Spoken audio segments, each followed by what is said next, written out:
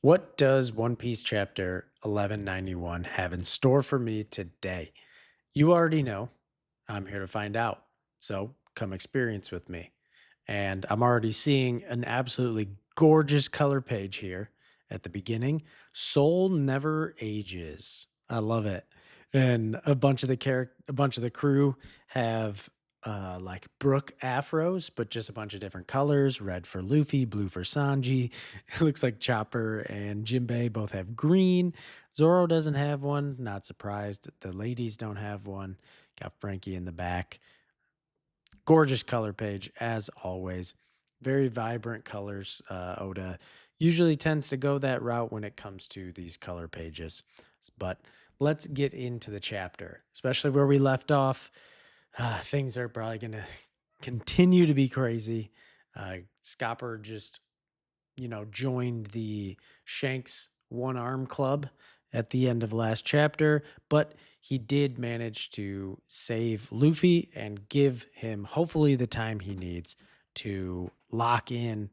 I don't know how he's going to recover from the damage he took, but let's see if the chapter is going to, reveal that to me or not. So there, chapter 1191, There's Still Loki is the title chapter. Interesting. So does that mean like Loki is the our hope here?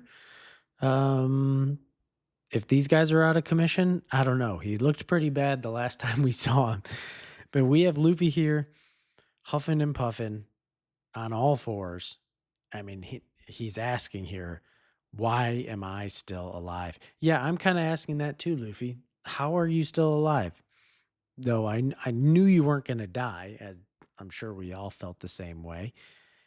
If I go out of this form, it's going to be bad news. Huff, huff. Yeah, true. You can't come out of Gear 5 because the backlash from it is still a thing and still a major drawback of Gear 5, very similar to when we were introduced to Gear 4 for Bound Man back in Dressrosa, like not being able to use hockey for 10 minutes, but Luffy still goes into like his fully exhausted old man form after using Gear 5. And on top of it, the damage that he's taken, if he comes out of it, he's he's dead.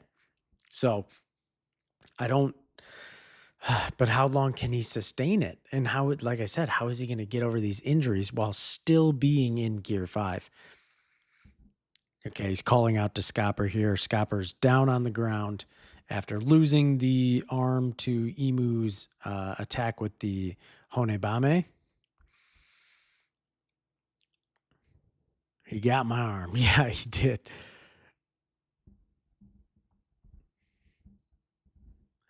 Oh, interesting. Okay.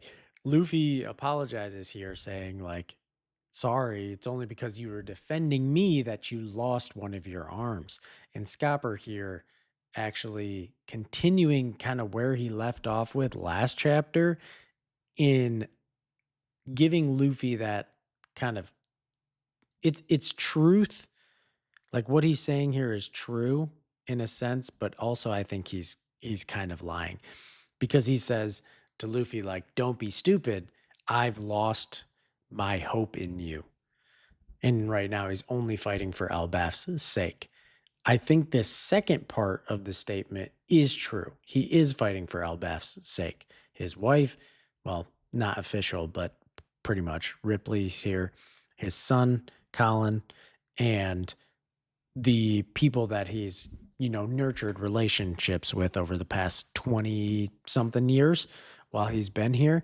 But that first part of I've lost my hope in you, that is not entirely true. He did give Luffy the reality check that he needed last chapter, but in that same chapter, he talks about the fact that he believes, along with all of the men he knew, like Whitebeard, Roger, like Rayleigh, Shanks, that Luffy is the man that they're waiting for. And the fact that Emu is here on Elbaf is that confirmation that that he believes that Luffy is the one they've been waiting for. So he's saying to Luffy here that he's lost hope in him, but I think that is a bit of a fib, even for Scopper to himself. Because partially that may be true, seeing Luffy's performance so far, but you know, it contradicts what he just talked about last chapter, specifically to Emu.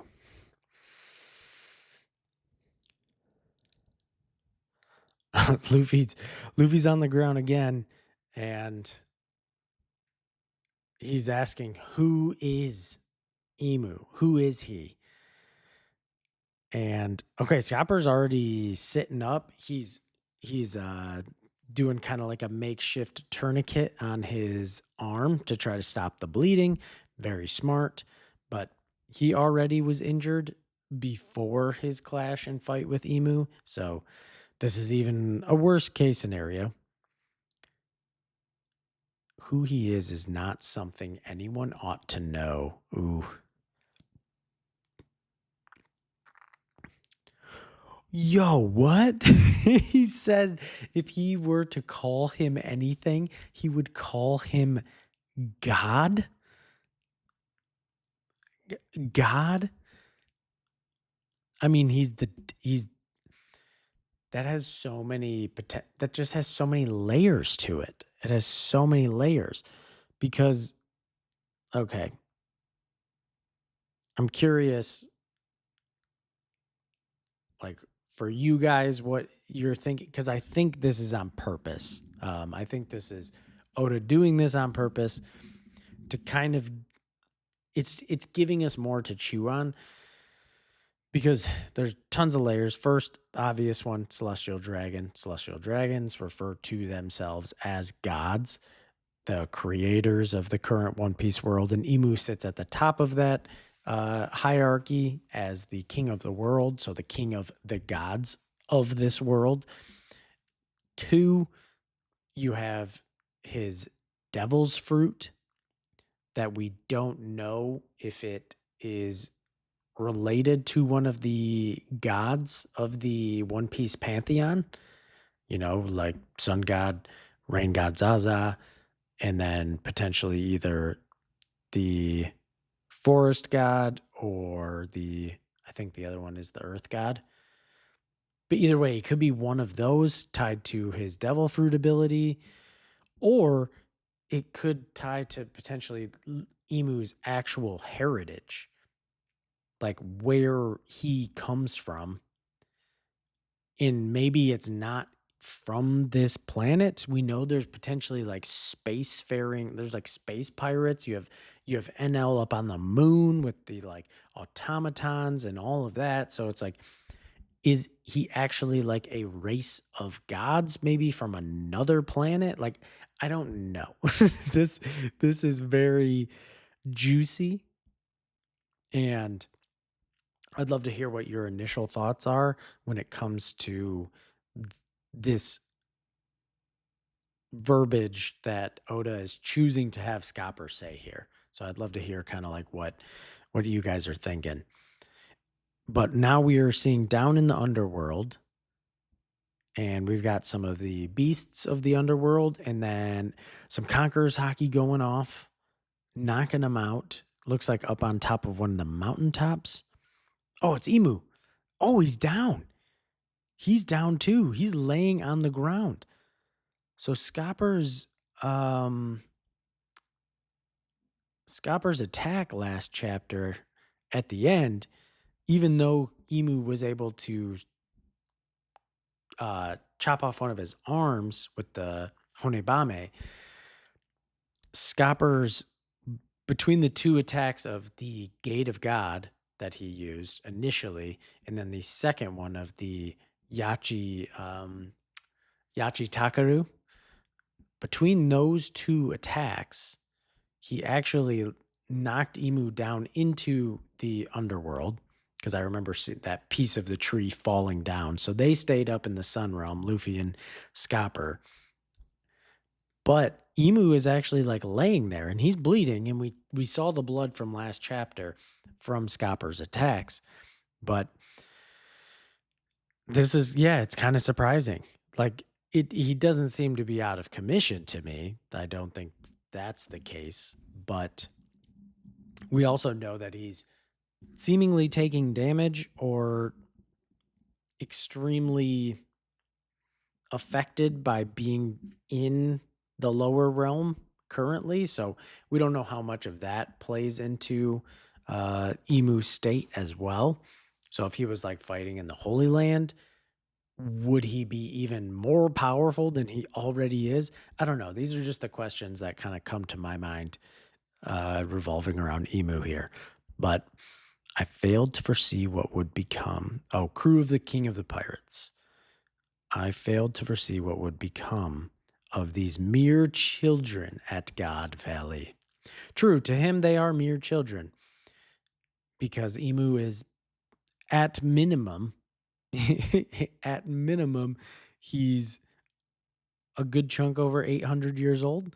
So yeah, pretty much anybody alive in this current world is going to be a child to you. And true, when he was back on God Valley and had everyone gathered there, he did not foresee what would actually become of them at that time. And we're seeing him. I should have eliminated all of it along with rocks on that day years ago. What is he doing? Okay, he's holding up his hand, but his hand is all turning black and like transforming. Wait a second, but okay, is this? And then we're getting this crazy looking silhouette where we've got like fire and we've got the Conqueror's hockey lightning bolts coming off of him. He looks even more demonic. And his face changed, his hair and his face. And then we're seeing a giant explosion at the top of this mountain that he's on in the underworld with massive black omen flames and Conqueror's hockey going off. So did he just transform again? He has a second form. What is happening? This is crazy. Okay, so is this like, because at least the very, very small panel I'm seeing outside of the silhouette of his actual face, the horns look bigger, like all the way down into his eyebrows now. His neck looks a bit thicker. Like I said, I can't see his full body. His hair looks to be like not falling on his face anymore. We're seeing both of his eyes, his full face. This is interesting. So, oh, this is very interesting. Do you know what this reminds me of? If you guys, anybody out there are a Bleach fan as well, this is like, this just makes me instantly think of Ukiura when it comes to his resurrection form, and then he has his second form, the Segunda Etapa. Like that's what this makes me think of. Like, oh, we thought it was bad enough, and now it's the whole meme of it wasn't even my final form. But is this? I assumed what we had been seeing of Emu so far was because after he got to Elbaf, he was in the like tiny silhouette form, and then he transformed, and then we saw him in the form he's been in the rest of the time. But now he's transforming again. So is this? I assumed he was already in his hybrid form, but is this like his base human devil form, and then is what he's transforming into either like his actual hybrid form, or is it the full devil form? Because we don't know what the actual full devil, like the devil, looks like in the One Piece world. So we don't know if he's like humanoid. But then if you think about the mural, he's like gigantic, but we know he can already like grow himself even bigger. So man, there's so much around Emu and his powers that I just honestly I can't even. Okay, we are cutting away from Emu, the Owl Library. Okay, we're going back to the library. Please, the Owl Library, which Chopper is at. And I'm sure that all of you guys have been screaming the same thing, but Chopper needs to translate this damn owl. We need to know what this creepy slash very wise looking owl has to say. We need to know. Is he actually a human that like transformed and has been stuck like that? It, what is going on with the owl? I just need to know about Biblo. Please. Please, Oda. Please give me Biblo. Okay, Chopper's happy that all the books are saved. Yep, me too. Me too, buddy. Yes, Biblo saved them all. Yeah, he did. Biblo did. This damn owl. So here's the thing, Chopper. I was hoping you could talk to Biblo for us. Okay, yes, let's go. Let's go. Come on. Come on, Biblo. Give me some juicy, juicy lore. Just bomb. Hit me with a nuclear warhead of something. I assume Biblo was a silent owl. Yeah, I mean, nobody could talk to him. And he's hooting. He's a hoo, hoo, hoo. Who? Huh, who? Huh, who? This is ridiculous. Why am I reading that? I don't know. Chopper, huh? We cut away. Oh, Oda.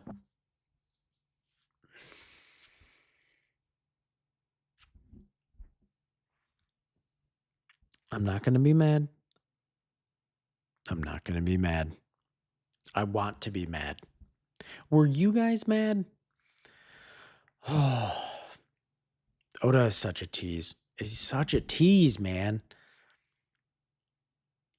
He like I said, I think we've all been waiting to figure out what's going on with this owl. And I think Oda knows that too. And I think he's just trolling us at this point. He's like, wait another week. Okay, sorry, I'm going to get past that. Okay, we got the Conqueror's Hockey going up into the Sun Realm. I'm assuming this is Emu. Yep, we've got Scopper and Luffy like getting rumbled, falling to the ground. And here comes Emu with the super punch, just punching a whole tree branch of the jewel tree Adam out of the way. Insane. Okay, he looks different. Oh, okay. Now we've got the full scope of what he looks like. Yo, he looks crazy. Okay, he's got like 2 extra horns in the back. He's still got those black feathered, almost Lunarian type wings. He's got all of his, he's got still the tattoos everywhere. Like I said, his face looks a bit different. He looks a bit beefier. But the big thing I'm noticing, he still has Honibame. He's still using that. But now the ring, the black ring behind him with the eyeballs, is no longer behind him. It is actually wrapped around like his legs and torso area. And then he has mini ones wrapped around his forearms. This looks sick. I cannot lie. This looks really sweet. His Emu's first original design, I thought, was already like a 10 out of 10. And this one's different. I don't know which one I do prefer, but this one looks more menacing. I will say that. He looks more menacing. I just want more information on actually how this works. But anyways, an impressive feat to escape Honibame's wrath at the cost of only one arm. Okay, so apparently this thing is very, very lethal.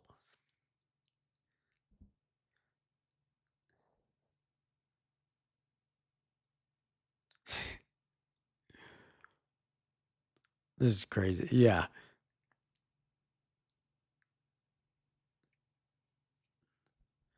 There will be nothing left of thee after the next. Is that him? But he looks different. Luffy cutting him off.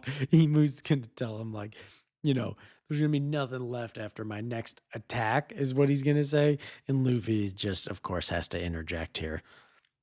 Take your people and get off Elbaf now, Straw Hat. Okay, so he's telling him to dip. There's no way Luffy's gonna dip. You know I can't do that. Exactly. You're a dead man walking here. You're useless. So are you. You can't fight like that. Also true. How the heck? Honebame. Emu's going in for the strike, and like he said, I think he's going for the kill right here. Scopper's charging up a Conqueror's Hockey attack. You can't do it. Run. Yeah, there's no way. Old man guy. I'm seeing a boot. I'm seeing a boot stop. Someone's coming running in.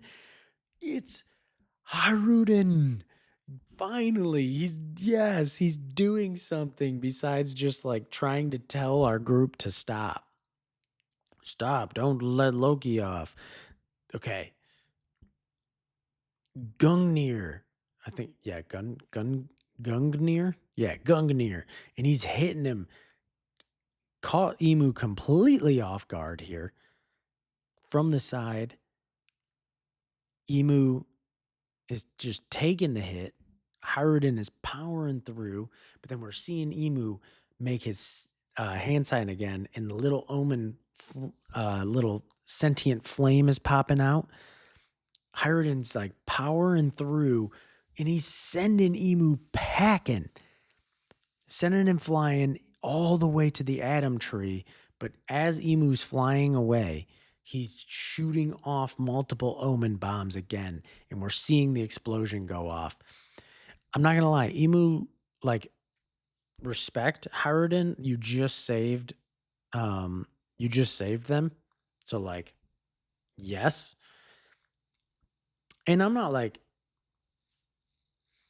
a Harridan hater. I'm also just not I haven't been given enough from Harridan to like really, really like him.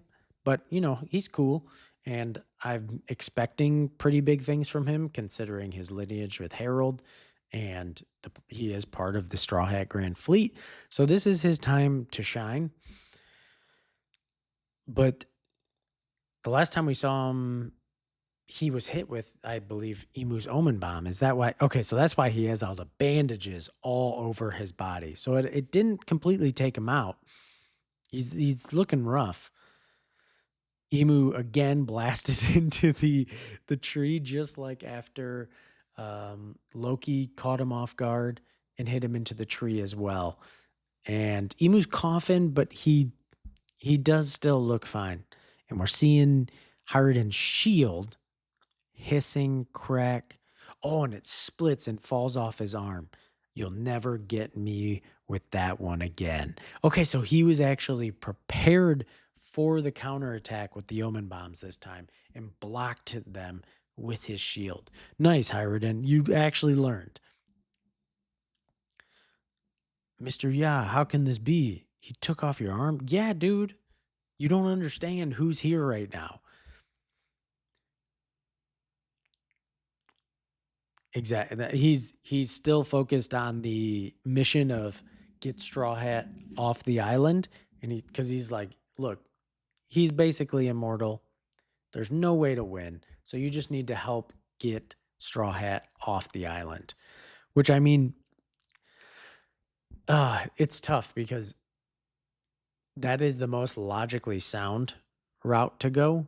But we did just have an arc with Egghead where the Straw Hats had to escape. They had to just dip. I don't want Elbaf to be the same type of arc. I understand Emu's here and the God Knights, and like having Emu here makes this the highest risk that we've ever been in, likely. But at the same time, I think we need to make a stand here. I just don't know how exactly we get through it by doing so. I don't know. Do you guys feel the same? Would you really want the Straw Hats and Luffy to like run and get off the island again like Egghead, or do you want them to make a stand?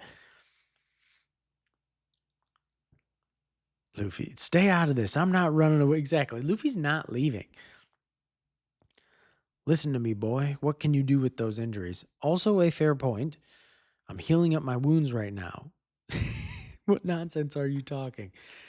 Wow, it really seems like with how many times Luffy is bringing this up, it really seems like we're working towards Luffy actually being able to heal himself, which if that's what he can do next with Gear 5, that's insane. I made sure to fight on a full stomach. Yeah, that's true. Luffy eating miraculously can heal his body, just like drinking milk can like regrow teeth or heal his bones, similar to Brook. That's not real logic. Exactly. Oh, we got more omen bombs coming in. Oh, bombs. Whoa. Okay, Hiruden scoops them up. Luffy's like blowing himself up too, almost like a balloon. Oh, Hiruden. He actually just took those bombs straight to the back to protect them. Wow. What a what a champ. Here he comes. Okay, telling him to pull back. Emu looks totally fine and he just kind of has like a questioning serious face on, so he's kind of still taking his time.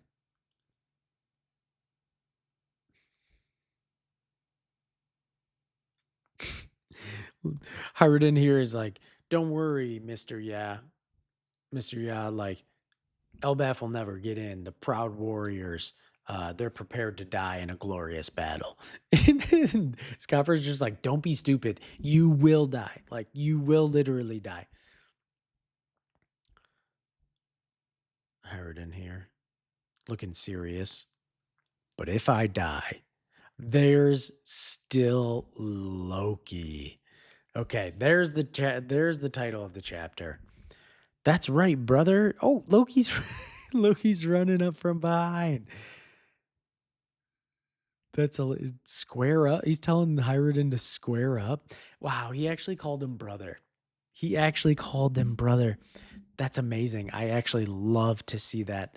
That warms my heart. But after all that's been revealed and everything to Hiruden, it makes sense. Like they were never Loki has a good heart. It's just behind a certain type of personality that can that can be quite abrasive. And he's done some rough things, but still at the core, he's good. Loki. Luffy's like breathing in air. And look, I'm all better too. He puffed up like his muscle form. There's no way you're actually healed. Scopper, what's wrong with these guys? Gum Gum. What do we got? And Luffy, sorry, Luffy's going for a Gum Gum something. And Haruden and Loki are squaring up. Oh my gosh, they're doing it. They're doing a combo move. The triple general. Emu putting his hands up. I'm assuming to do his like omen flame barrier that he's been using to block a lot of attacks. Go Koku sovereignty. Yes. Conqueror's hockey. Triple blow right to Emu. We can't see him, so we have no idea what type of damage, if any, he's taking from this. He looks pretty calm, looks like he's ready to block, but we've got a triple attack between Luffy, Harridan, and Loki, and that will end One Piece chapter 1191. Wow, this was a great chapter. I didn't know. I mean, Emu's second form is crazy. Hiruden stepping up to give Luffy more time that he needs to figure things out. And we've got Loki back in the fold again. So I'm still I'm still praying and hoping Loki hybrid form, please be revealed. Please, Oda. And also, I'm not forgiving Oda right now for his Biblo tease. Not cool. Okay. I get it. It's an effective storytelling technique to dangle that carrot and make us wait. But honestly, I'm not in the mood for the shenanigans right now, Oda. And I wanted some Biblo juicy lore. But I will wait patiently still, even if I'm upset.